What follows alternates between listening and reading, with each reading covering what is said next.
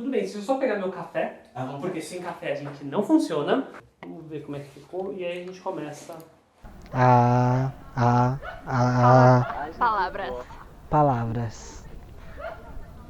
Tá bom. Tá Então bom. vamos rezar aí. Perfeito. Se quiser começar, Ana. Que nervoso. É a fama. É uma coisa que eu nunca pensei que teriam pessoas interessadas em ouvir a minha história, sabendo o que eu tenho pra falar.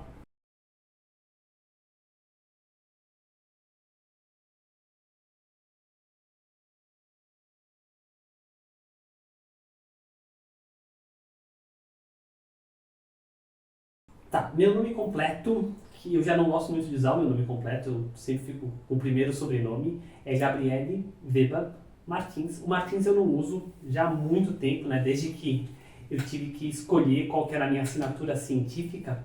Eu nasci em Petrópolis, no Rio de Janeiro, e só que eu me mudei para São Paulo, capital, quando eu tinha uns 3 anos. Então talvez seja por isso que as pessoas não pegam o meu sotaque e ficam meio surpresas quando eu falo que eu nasci no Rio. Então, eu sou petropolitana de nascimento, mas paulistana de criação. A data de nascimento, qual delas? Essa é uma pergunta importante, porque tem duas na minha vida. Meu nome é Micael Caus Ferreira Frank.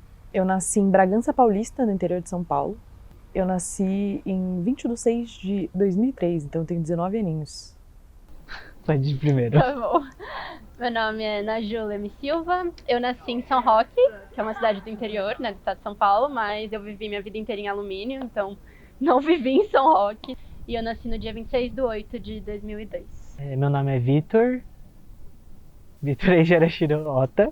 Eu nasci em São Bernardo do Campo, né, no ABC Paulista, mas eu morei sempre em Santo André. E eu nasci em 6 de julho de 2002. O meu nascimento cronológico, que estão nos livros, nas atas e na burocracia do Estado, foi 29 de março de 1984, mas o meu nascimento, para mim, foi 29 de outubro de 2018.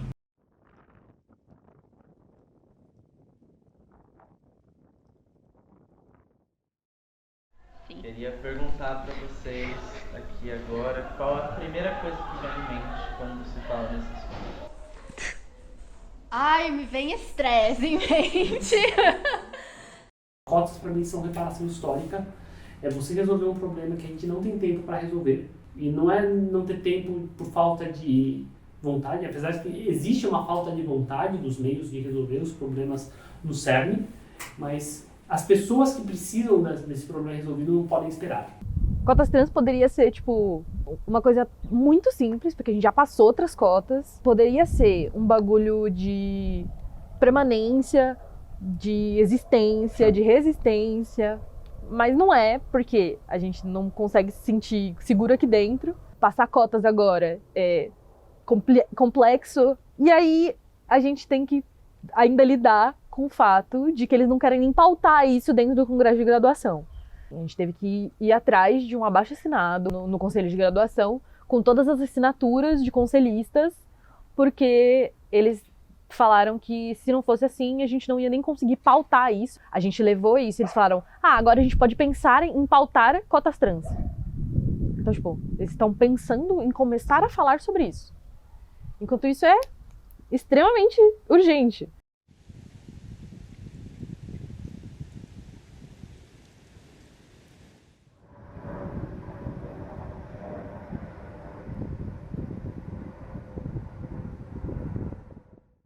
Então, cota serve para exatamente você fazer esse atalho e deixar de prejudicar pessoas por erros que aconteceram há 100 anos, 200 anos e que a gente não vai conseguir parar tão cedo.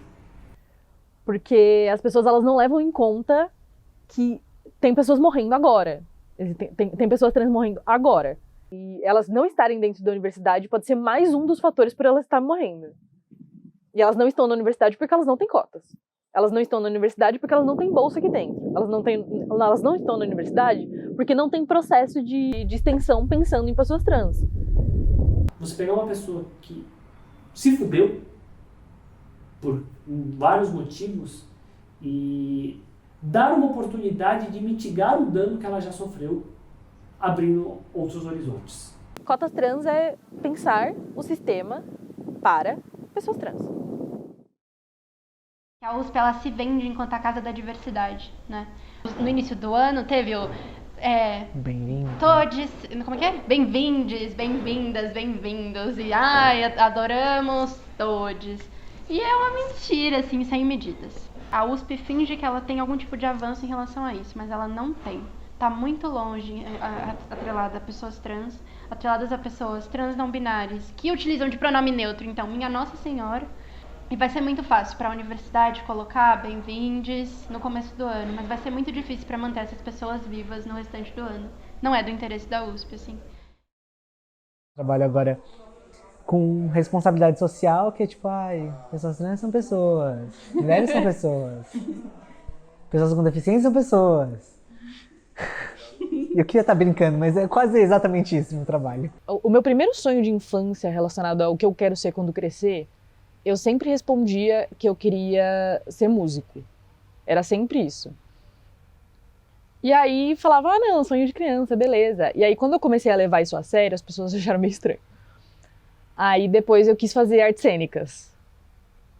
Aí já não era mais sonho de criança, era um negócio tipo, quero ser quando crescer, já com 13 anos de idade. Já tô começando a pensar realmente no que eu quero fazer. Eu queria ser tudo. Eu ainda tenho esse problema a nível de nota. Não sei, eu queria ser professor, eu queria ser cantor, eu queria ser médico, eu queria ser cientista. Eu queria casar também, não sei se isso conta em ser alguma coisa, mas eu brincava de casamento. Ser casade. Ser casade, só sempre quis. Porque eu gosto de muitas coisas. A nível áreas do conhecimento, assim, isso eu me relaciono muito com meu pai, de gostar de muita coisa ao mesmo tempo. E de realmente acreditar que seres humanos são mais complexos do que um curso que a gente escolhe. Olha, a primeira coisa instrumentalizada que eu tenho de noção do que eu queria fazer quando eu era crescer era ser cientista. Então, óbvio, mudava um pouco o que eu enxergava como ser cientista, mas desde que eu tenho uns 8 anos, eu tenho a certeza de que ciência era o caminho que eu queria seguir. Acho que tinha uma época que eu queria ser professor. Eu não lembro exatamente porquê, mas eu queria. Acho que era porque, eu me considerava meio inteligente. E todo mundo falava que eu era inteligente. Aí eu falava, então eu vou ser professor. Depois de um tempo eu queria ser youtuber. Acho que eu tenho vergonha de admitir isso até hoje. Acho que eu nunca tinha admitido isso na vida. Mas enfim. Eu fiz vídeos de Baby Alive. Juro, eu achava que ia ser o meu nicho, vídeos de Baby Alive. Que é muito comum, né? Uma criança dos anos 2000, que cresceu meio com os pais ausentes, ter muito contato com o computador, né? E com a internet. Acho que ser professor nunca saiu exatamente da minha projeção, né? Eu acho que foi um pouquinho por isso que eu acabei escolhendo Educom. Daí no curso descobri que eu não quero ser professor nunca mais, nunca. Eu peguei a lista de cursos da FUVEST e comecei a ler. Aí eu comecei a ver as grades dos cursos e falei, educomunicação, legal. E fiz. Gosto muito de olhar para as coisas estruturais, porque tem debaixo as regras que fazem os sistemas funcionarem, ou como que a gente matematiza isso. Que tem muito a ver com o próprio world building, só que por trás do nosso mundo. Como é que o nosso mundo funciona? Então esse é o tipo de coisa que eu gosto. Quais são as regras? E descobrir as regras, seja as regras para as partículas subatômicas funcionarem, ou as regras de interação social, ou como certos materiais funcionam, ou como as pessoas aprendem, são as coisas que realmente me interessam. É até engraçado comentar que eu sou sou professora, sou pesquisadora, tenho um pouco de pesquisa e ensino, e eu odiava ir para a escola. No primeiro momento, por essas questões de separação, e depois por ser um lugar muito normatizado. Você só podia ser daquele jeito. Eu sofri bullying desde muito pequena, assim... Bom, é isso, eu não tenho diagnóstico, mas eu sou neurodivergente, e ainda em processo de diagnóstico. Então era meio isso, eu ia pra escola, mas eu sabia ler e escrever. E aí eu me sentia meio, o que eu tô aqui? E aí as crianças tiravam sarro da minha cara, eu entendia menos ainda porque eu tava lá. Eu era a criança nerd, babona, Até o momento que eu virei a casaca e eu virei a bully. Não que eu me orgulhe de ter virado a bully, mas tem uma história que eu conto que foi tipo um momento de virada, tipo, que eu falei, não vou mais aguentar ser zoada, não vou mais aguentar ser bulinada, não vou mais aguentar o lugar de oprimida dentro da sala de aula. Então isso eu estava na 7ª série, né, acho que é o 8º ano hoje, e tinha um menino que já tinha feito a 7ª série, tinha repetido, e ele me pegou para zoar e sempre me enchia o saco, falava mal, forçava a fazer as coisas dele. E chegou no final do ano, eu precisava tirar 10 na última prova de matemática, e ele virou, sentou atrás de mim e falou, você vai me passar Paulo, você vai fazer a minha prova. Eu falei, tudo bem. Fiz a minha prova, deixei de copiar, ele copiou rapidinho, entregou, foi embora, apaguei tudo e refiz. Ele tirou 0, eu tirei 10. Ele reprovou de novo e nunca mais me encheu o saco. Eu queria uma casca grossa que antes das pessoas terem chance de me bater, eu bati antes. Eu comecei a ter crise de ansiedade, concretamente eu lembro, com 7 anos de idade. E eu ia pra escola, tinha crise de ansiedade, ligava e falava, Dona Rúbia, sua criança está com dor de barriga. Todo dia. E minha mãe, ela tinha algumas desconfianças de autismo. Até hoje ela fala. Mas tinha aquela coisa de, não, sua criança é normal, isso não é autismo. E aí ela não corria atrás, não tinha informação, e piriri, pororó. E aí foi isso a minha vida inteira, assim. E é até hoje. Eu tenho hipermobilidade articular. Isso quer dizer que eu tenho alguns superpoderes e eles vêm com grandes responsabilidades. Todas as minhas juntas, elas são hiperflexíveis. Então, eu me machuco muito fácil. Eu distendo coisa, eu desloco coisa o tempo inteiro. Tipo, de desbarrar em mim, minha perna sai do lugar. Eu sempre me machuquei muito e eu não tinha fortalecimento suficiente. Tipo, se eu for me fortalecer, eu vou tirar a coisa do lugar. Então, é sempre meio que uma sinuca de bico. E com isso, eu também tenho fibromialgia. Aí a dor, ela multiplica um pouco. E eu descobri sobre isso tem muito pouco tempo, porque é quando eu fui ir atrás, porque meus pais, eles sempre ficaram meio naquela de você tem uma flexibilidade muito boa porque você faz muita dança. Porque eu fazia dança, 9 horas por dia, todos os dias. Eu sou neurodivergente, eu preciso de suporte, o Vivi me ajuda muito em relação a isso, sim. Mas é muito difícil, né? Porque se eu fosse uma criança com esse esclarecimento, eu acho que muita coisa teria sido diferente. Como não foi, eu achava que eu era um monstrinho, assim, no mundo. No momento que eu descobri, eu falei, putz, faz muito sentido. Então, muitas dificuldades que eu tinha na vida, que as pessoas meio que lidavam comigo como se eu estava tendo preguiça ou não queria fazer porque não estava afim, eu comecei a entender por que estava acontecendo, sabe? Então, é meio esclarecedor. É foda, porque aí, putz, mais uma coisa, mas é esclarecedor.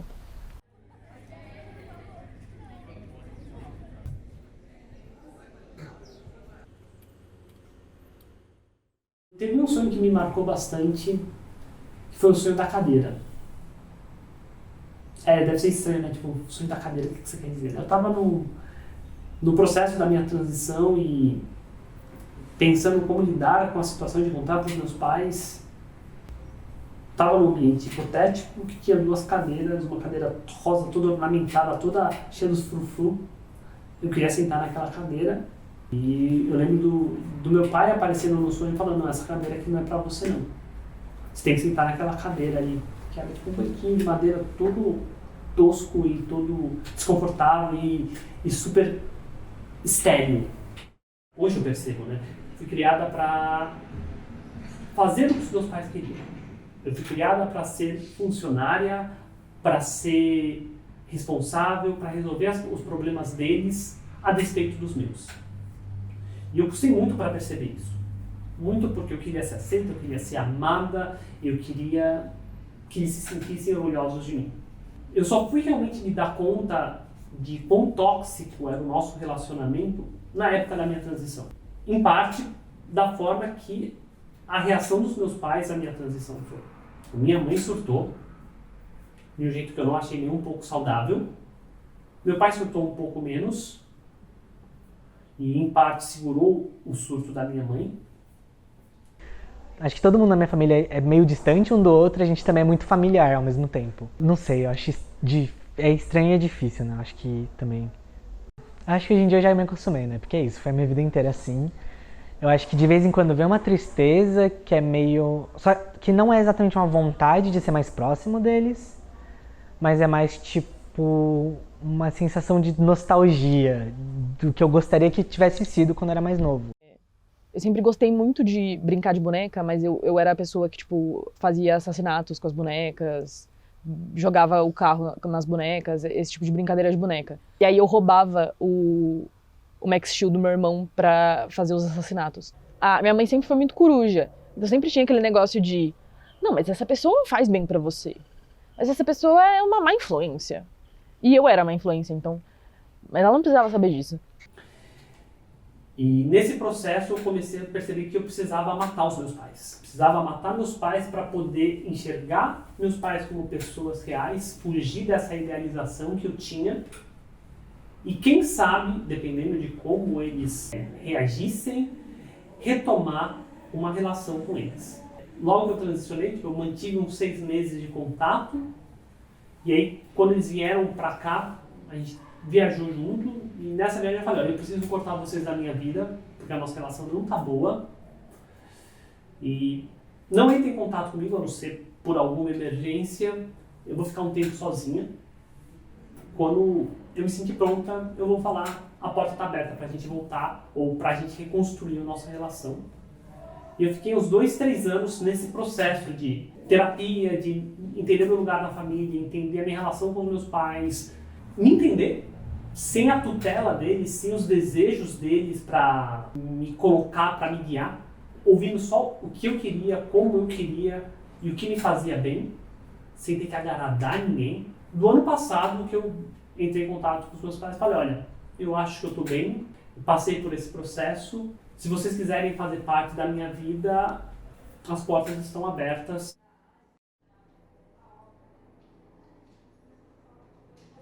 Qual que foi a música de infância, que marcou a sua infância? Aí todo mundo com tipo, música da Xuxa, ou música tema de algum desenho, algum programa infantil. Não, a música que marcou a minha infância, que como meu pai falava, a música da moedinha, é rock progressivo. Tem o nome de uma banda chamada Gentle Giant, uma música chamada The Boys in the Band, que começa com uma moeda precessionando, passando, indo para trás dos canais de áudio. Meu gosto musical é 100% influenciado pelo meu pai. Grande parte das músicas que eu comecei a ouvir na minha infância foram por causa dele. Eu não tinha muito contato com música fora disso, além de tipo música na igreja, mas não eram músicas que eu ouvia dentro de casa. Então, tipo, MPB, rock, anos 90, 80, sempre foi ele que me mostrou e eu gosto até hoje, eu lembro dele. Acho que a minha família entendeu a coisa da sexualidade. Do gênero, eles ainda estão... Eu tentei contar, contei pra minha mãe, mas eu acho que minha mãe não entende, eu não sei. Eu acho que tem dia que ela lembra, tem dia que não. Como eu não moro mais com ela, parece muito isso. Tem dia que ela lembra, e aí ela lida bem. E aí nos dias que ela não lembra, às vezes ela faz umas piadinhas sem graça. Não sei. E eu fico assim, o que é isso, sabe? Mas ela não usa mais meu nome morto, o que pra mim já é uma vitória.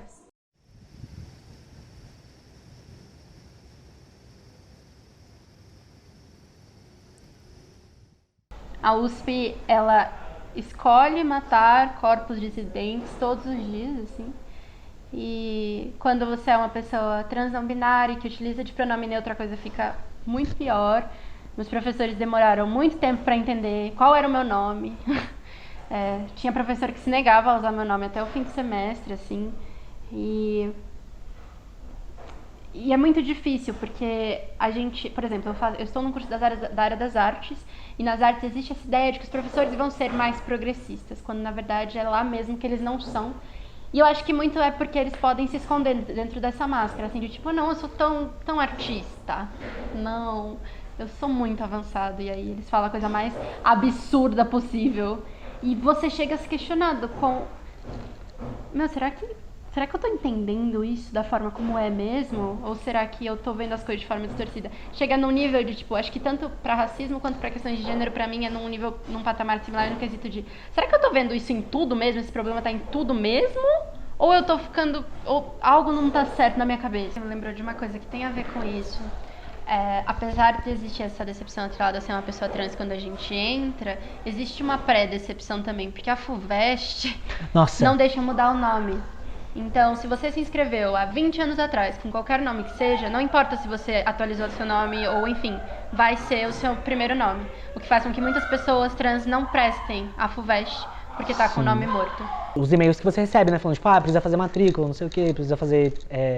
atual seu número USP, e-mail institucional, não sei o quê. É tudo com o nome que tá na FUVEST. Viver na USP como uma pessoa trans é como viver no mundo como uma pessoa trans.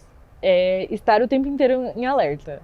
A gente tem que ficar cuidando com nome social, cuidando com pronome. E tirando essas coisas básicas que nunca são respeitadas, um exemplo eu nunca uso a biblioteca. Por quê? Porque o sistema da biblioteca, normalmente, quase sempre, puxa seu nome morto. Então eu não vou me colocar nessa situação, sabe? Eu não quero ficar vendo meu nome morto sendo colocado nos lugares. Outra questão eu falei com a coordenação, com a direção do CCA, falei meu nome e tal, as aulas que eu ia ter, e mesmo assim, em listas de chamada, tava meu nome morto. São coisas que eram pra ser básicas, mas não são. Uma amiga nossa, que eu sei porque ela enviou um e-mail pra central de matrículas e foi eu que respondi, inclusive. Ela já usa o nome social dela no registro mesmo, tá mudado na certidão de nascimento dela. Foi retificado. Isso, esqueci o termo. Tinha sido retificado e ainda assim a USP ainda, insistia em usar o nome morto dela. Eu ficava tipo, gente... Você fez tudo. Absolutamente tudo que você pode fazer. E ainda assim eles continuam errando, sabe? E no meu primeiro ano, se eu não me engano, no meu primeiro semestre de faculdade, eu me deparei com uma pessoa trans morta na EASH e uma pessoa trans sendo espancada no portão do P1. Então, assim, eu pensei que aqui dentro era um ambiente tranquilo, mas eu não devia ter pensado isso. Porque existir enquanto pessoa trans é estar em alerta e é cansativo.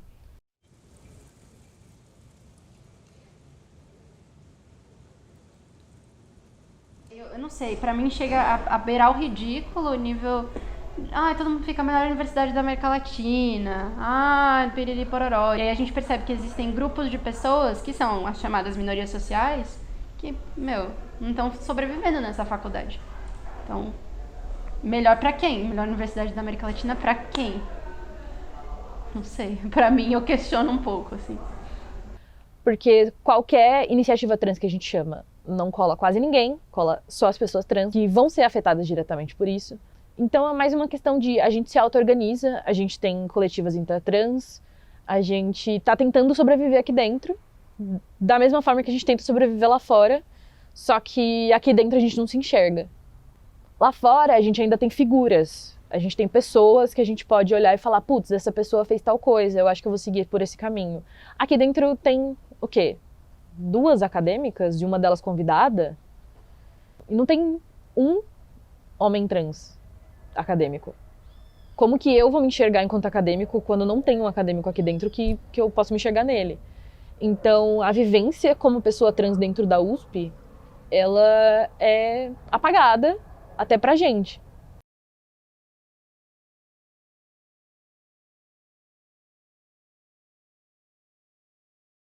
E meu pai não sabe. Não falei pro meu pai, não sentei pra conversar.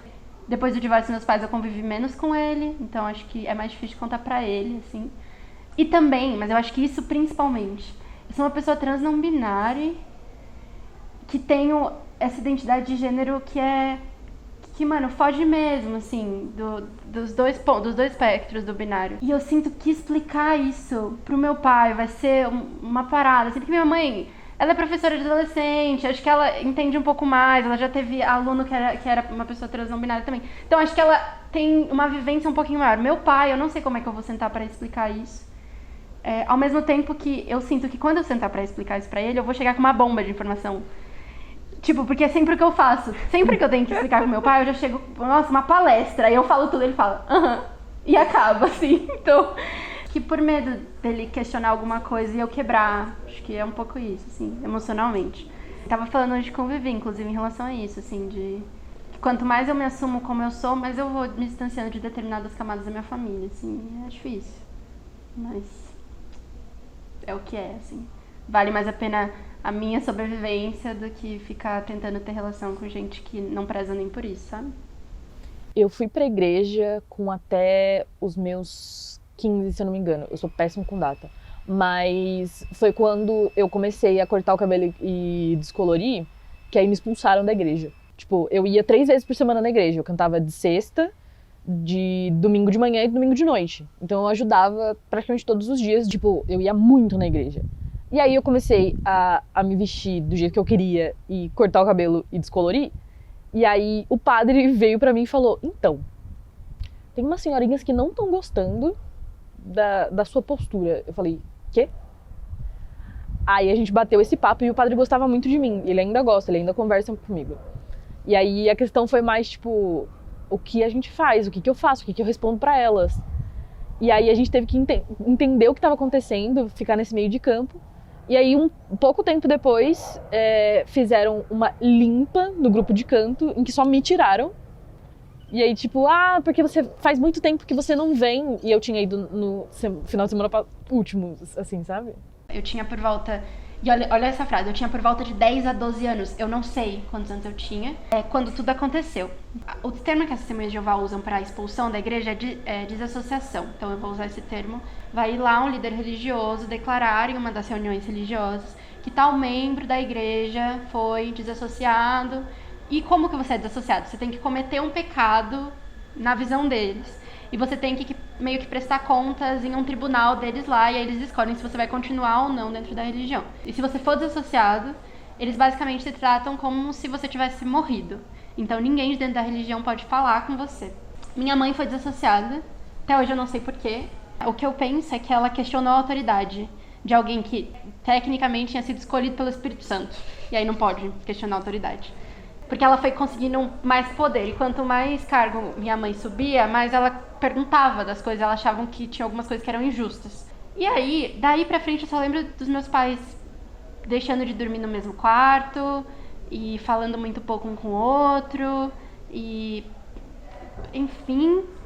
E aí, meu pai traiu minha mãe. E aí, eles se divorciaram. E aí, num dia eu tava numa casa, no outro dia eu tava em outras. E meu pai também foi desassociado porque ele traiu minha mãe. Então esse também foi o pecado que ele cometeu, né? E aí foi complexo, assim, porque eu tinha uma estrutura familiar muito cristã. Então, tipo, a família ideal. E aí do nada eu não tinha mais família, assim, era um pouco isso. Minha mãe entrou em depressão profunda, minha irmã teve que sustentar a casa e ela tinha 19 anos na época, basicamente. Aí minha mãe conseguiu um emprego, mas, enfim, minha mãe teve problema com abuso de álcool. Então... foi uma pancada, foi uma quebra de expectativa da vida, assim mesmo, porque existia essa expectativa cristã que se quebra. Porque é isso, existem grupos de ex-testemunhas de Jeová que se apoiam, que é muito difícil, assim, você perder tudo.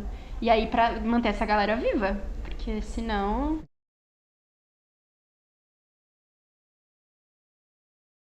Mas o que você, tipo, fez com o primeiro dinheiro, assim, seu, que você passou a ganhar? Comprei uma guitarra.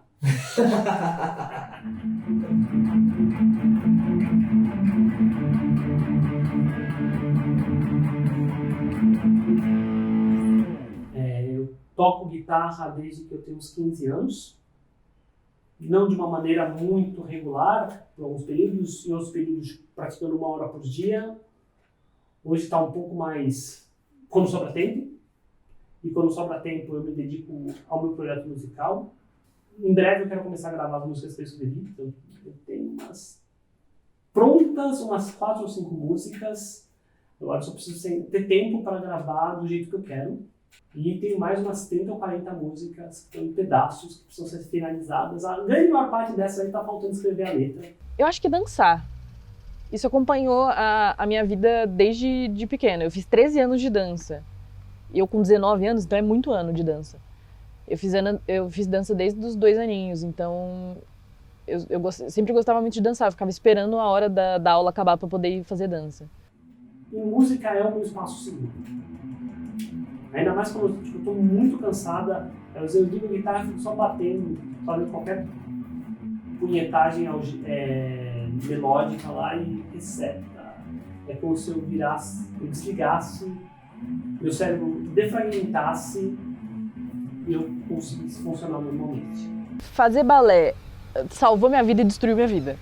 Porque me abriu espaço para dança e eu entendi como meu corpo funcionava, eu consegui aprender várias coisas em relação a mim com o balé, mas é um ambiente extremamente tóxico, é um ambiente que me desenvolveu vários traumas conforme eu fui crescendo. É um embate o tempo inteiro para ver quem que é melhor, quem que tá mais certo, E um ambiente que, por eu ter uma deficiência que eu não sabia que eu tinha, ele era extremamente mais difícil para mim e eu não sabia por quê, então me frustrava muito. A puberdade, ela socou a minha cara como uma vagabunda, assim. Foi, tipo, realmente ver o meu corpo sendo deformado. E não poder fazer nada e não entender como fazer alguma coisa. Então foi, assim, desesperador. Porque eu tive uma puberdade tardia, eu nunca tive muito corpo do que era pra ser o feminino. Isso é muito bom hoje em dia. Só que na época que eu me enxergava como uma pessoa cis, eu ficava, putz, que merda, todas as meninas estão mais bonitas do que eu. Eu passei por um transtorno alimentar muito ferrado pra entender que, tipo, não é porque eu não estou feminino, é porque eu não estou masculino o suficiente que eu não estou gostando do meu corpo. Então eu tive que passar por um puta processo merda pra entender o que realmente tava batendo errado. Eu tive muita acne na minha primeira adolescência. Nessa época, o pessoal estava começando a usar aquele remédio chamado Roacutan.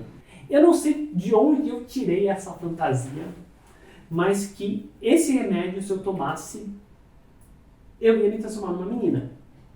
Eu ia ter a puberdade de uma menina, talvez porque eu via que tipo, só meninos tinham espinhas pesadas no meu círculo e meninas não, então por algum motivo eu associei isso e talvez um pouco dos meus desejos e eu criei toda essa fantasia. E antes da consulta seguinte, eu descobri que não. Tipo, era só controle de enzimas do fígado, coisas assim, e não ia me transformar numa menina. Eu falei, foda-se, não vou tomar esse remédio. Talvez hoje, se eu pudesse virar pra mim lá atrás e falar, toma, porque pelo menos você não vai ficar com marca de acne na cara. Mas eu fiquei tão puta, tão frustrada que eu falei, não vou tomar esse remédio por nada nesse mundo. A minha puberdade foi muito solitária, porque interior, não tinha ninguém que estava passando pela mesma coisa que eu. Eu tinha cabelo na bunda, usava saia grande e cantava na igreja. Então, eram experiências de, putz, o que tá acontecendo comigo? E eu tentando me entender sozinho. Porque não tinha alguém que me desse apoio, me desse suporte, até eu começar a fazer, tipo, 15, 16 anos, que foi quando eu comecei a encontrar pessoas que entendiam pelo que eu tava passando. Eu me percebi uma criança trans quando eu tinha 10 anos. Naquele momento, hoje eu parei de contar o tempo. Pode ter sido quando eu tivesse 9 anos. Eu não lembro exatamente quando foi isso do ponto de vista cronológico, mas eu lembro do evento como se fosse ontem. A gente estava assistindo um Fantástico na cama da minha mãe e entrou uma reportagem sobre pessoas trans, sobre travestis, né, de uma maneira mais específica, e começou falando de um ponto de vista, pelo menos na minha cabeça, né, do que eu lembro, positivo. Falando de pessoas que se descobrem que não são do gênero que a sociedade impõe e que existem alternativas para essas pessoas adequarem seu corpo. E aí foi começando a cair fichinha, e eu tive um alumbramento nesse momento e eu fiquei mó feliz. E imagina uma criancinha de 9, 10 anos com muito doce na mão. E aí a reportagem continuou, foi uma daquelas reportagens um pouco maiores, e qual foi o caminho que tomou? Violência, prostituição, assassinato. E aí eu já comecei a ver que, tipo, não é uma coisa tão legal assim. Eu não quero morrer. Eu não quero ir para prostituição. Eu não quero, na melhor das hipóteses, ser uma cabeleireira. Nenhum juízo de valor com a prostituição, com a indústria da estética, da moda. Mas nessa época já estava bem claro que o que eu queria fazer era ciência. Então, eu tinha visto que na reportagem mesmo, se ser eu mesma e fazer ciência não era uma opção. Pelo menos só a conclusão que eu cheguei. E aí juntou que meus pais fizeram uns baita comentários transfóbicos. Eu não lembro exatamente o que eles falaram, mas ficou bem claro que se eu contasse pra eles, eu ia ser expulso de casa. Aí eu falei, não, tá. Joguei as balas fora e fechei e falei, tá, quando puder, eu viro eu mesmo.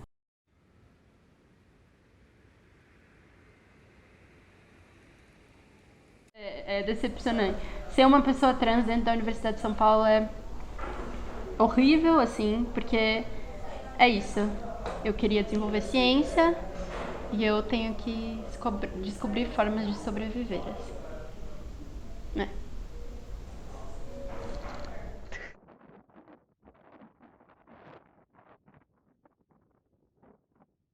Eu lembro da ânsia que eu tinha para cada etapa da minha vida. Será que eu vou conseguir sair do armário?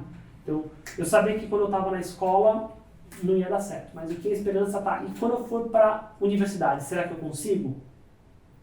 Cheguei lá, no IFUSP, não é um ambiente legal. Tá, depois que eu me formar, quando eu for para a pós-graduação, será que eu consigo? Percebi que ainda não era o momento certo, porque ainda tinha muita transfobia, ainda tinha muito preconceito e eu não ia conseguir ser professora. Aí quando eu passei no concurso, depois que eu tive a estabilidade de passar o probatório, que aí isso virou uma possibilidade. Voltei a contar o tempo de verdade depois que eu comecei a minha transição hormonal, dia 29 de outubro de 2018. Então é como se eu tivesse 14 para 15 anos hoje, descobrindo como o meu corpo funciona, descobrindo os meus gostos, descobrindo como me expressar. Então, sim, de uma certa maneira eu tenho 39 e 14 anos ao mesmo tempo. E envolve estresse, porque é um estresse mesmo, né? Essa universidade, para ouvir a gente, é muito difícil. Mas eu acho que também envolve essa vontade de transformar o espaço, assim. Acho que se a gente não acreditasse que dava para mudar, a gente não tava lutando, sabe? Existir pessoas trans dentro da USP já é uma revolução, assim. Porque se a gente não estivesse aqui dentro, a gente só ia estar gritando lá fora, e aí é muito mais difícil de ouvir a gente. E de ter docentes trans ainda mais. A gente fala de estudantes, mas a gente fala de docentes também. Ter a Dodi Leal agora na ECA, acho que foi muito importante para muita gente, né? Foi a primeira travesti da aula na ECA, né? Eu acho que foi. Acho que na USP. Essa é a segunda na USP. A segunda na USP, a segunda pessoa trans na USP a dar aula. Você muitas vezes, como uma pessoa trans, você é a única pessoa trans. Isso é muito solitário. Você enfrenta muitos problemas por ser a única pessoa, por ser a primeira pessoa. Eu não vejo a hora de que parem de ter notícias a primeira pessoa trans a ser blá. Eu não vejo a hora disso acontecer. É muito ruim ser a primeira. Você toma muita porrada no caminho. Você sofre muito para chegar lá.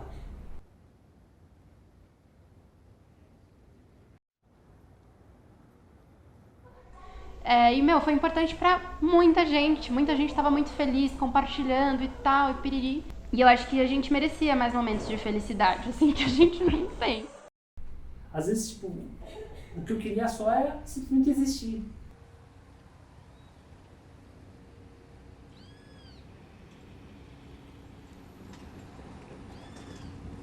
E vai consumindo a saúde mental, a saúde física, a vontade de continuar, a vontade de terminar a graduação, a vontade de querer estudar e de, enfim, sabe, desenvolver qualquer coisa que a universidade teoricamente oferece, mas oferece para um grupo muito específico de pessoas, assim. E que esse grupo não é de pessoas trans, a nível de nota. A docência trans, ela traz junto com ela uma bibliografia trans, traz a vivência trans. Então, mostra para discentes que essas pessoas, elas existem de uma forma ainda mais clara. Mas a gente, enquanto docente existindo, a gente está existindo dentro de sala de aula, sofrendo microagressões e agressões muito grandes, inclusive. Então, são impactos positivos e negativos. Mas é isso, né? Tipo, a gente tá falando da dificuldade de encontrar pessoas trans que terminaram o ensino médio, né? Imagina a dificuldade de achar alguém que terminou uma graduação, uma pós, 2 pós, né, na verdade. Então, Eu acho que é isso, e eu acho que é exatamente por isso que a discussão e a luta, ela tem que ser tocada e feita em várias vias, sabe? Então, enquanto a gente está aqui discutindo, vamos colocar cotas para docentes, vamos colocar cotas para estudantes, a gente tem que também estar falando, as pessoas trans precisam terminar o ensino fundamental.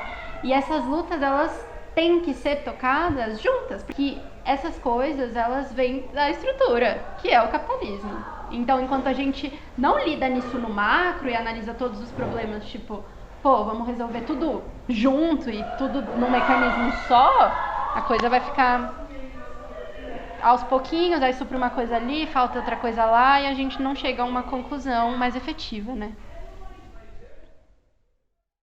Meus sonhos são, na Universidade de São Paulo, conseguir que as pessoas entendam a importância das cotas trans, conseguir passar essas cotas o mais rápido possível e garantir a permanência das pessoas que já estão aqui dentro.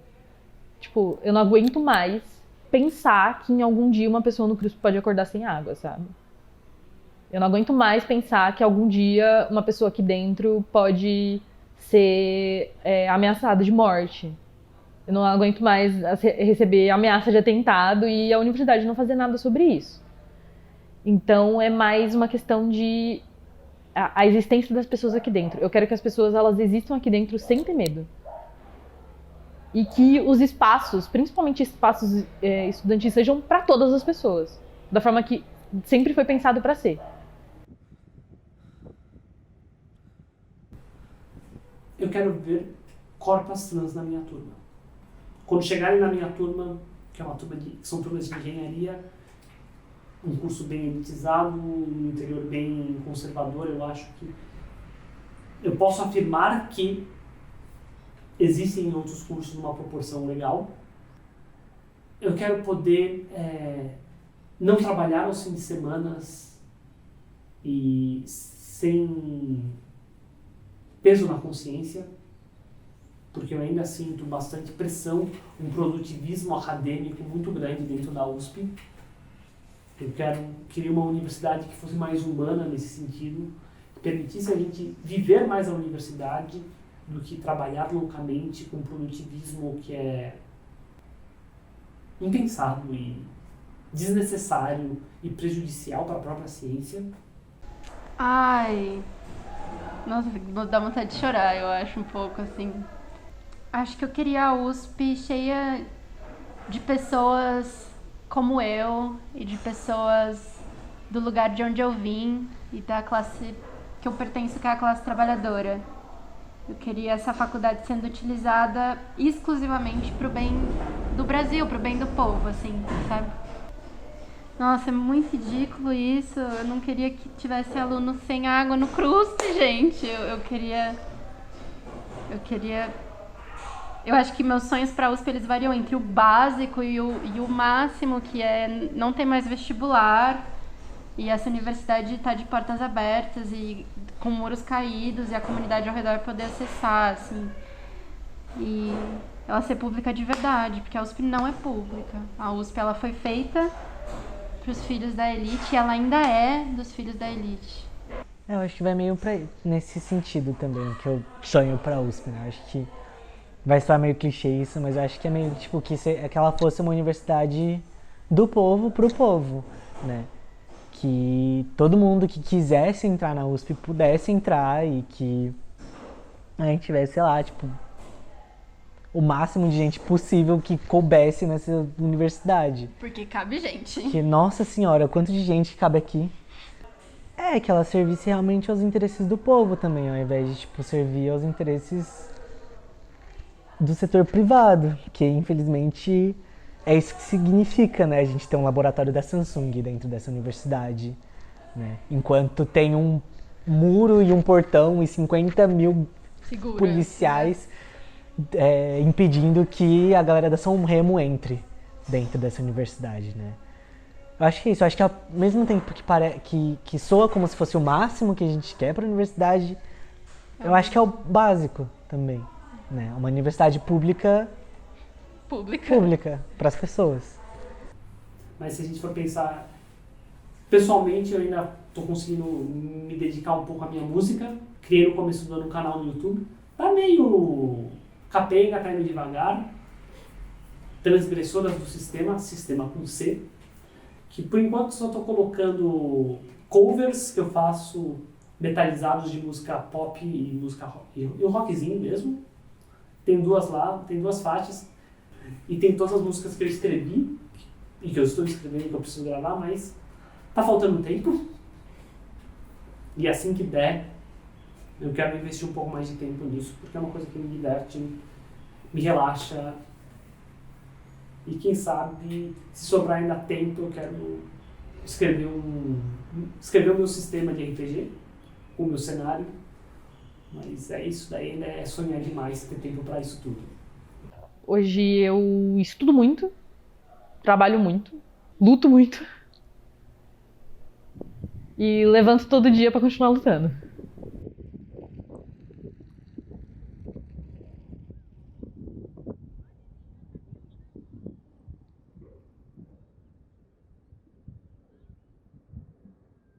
E aí ficou muito tempo atrás do armário lá, eu falei...